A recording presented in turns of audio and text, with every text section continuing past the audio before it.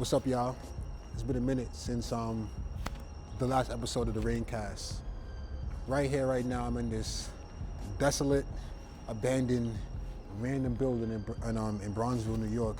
This first episode would kind of be behind the scenes or what went into making POME.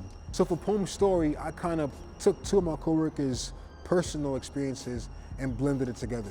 It was my first day of work as a maintenance worker, right? And I had a coworker at the time, and as he's showing me around, he's telling me his life story. And in the back of my head, I'm like, yo, this is literally, I'm visioning a movie right now, right?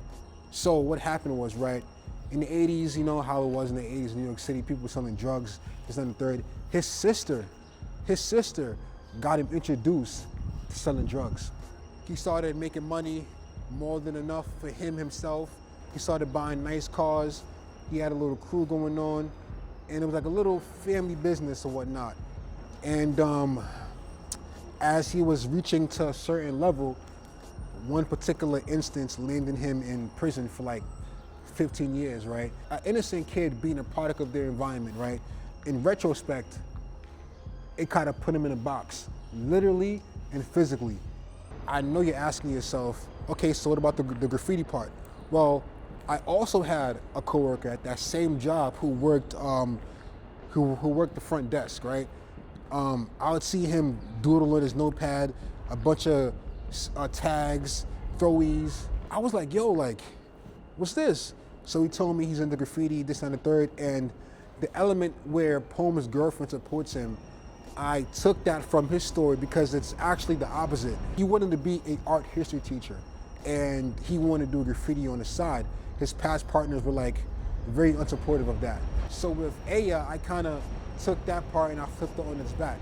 The train shot, that was thought about, of course, premeditated, but we did everything in one take, which means the drone in the air, all right, the train's coming. I had the DP Joe right behind the wall, ready to record once POME jumps over. I'd also like to just mention my personal favorite shots of the film.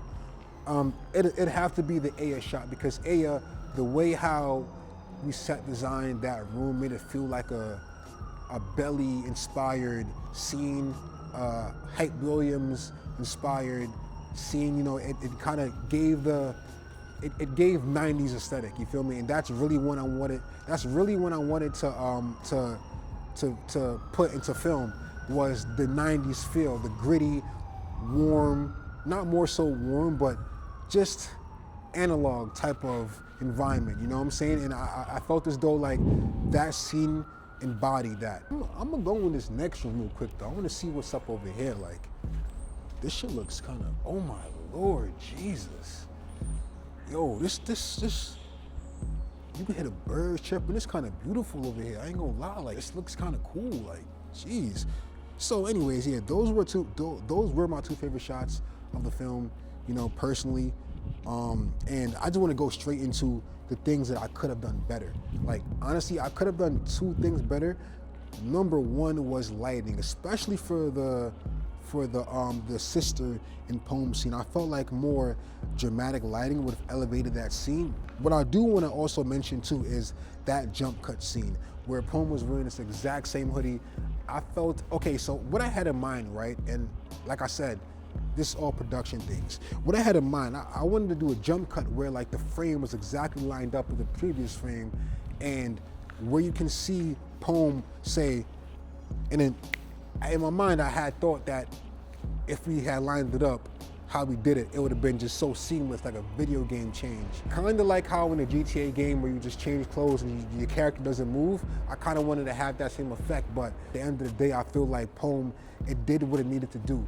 Be my first short film and highlight that you can be in an area that doesn't benefit you and still thrive. It's all about how you perceive certain things, and that's where I feel like being a product in your environment, once you make that switch, then it turns into having power over your environment. Yes, POME got shot, which happens a lot of times to young black individuals. You know, having POME survive, not only surviving, but being successful and having a story to tell. In the beginning of POME, it stated that he's an author of a comic book Adventures of a Poem. I'm gonna leave it off with this. That thing isn't just something that I just threw in a short film. It's actually coming into reality right now.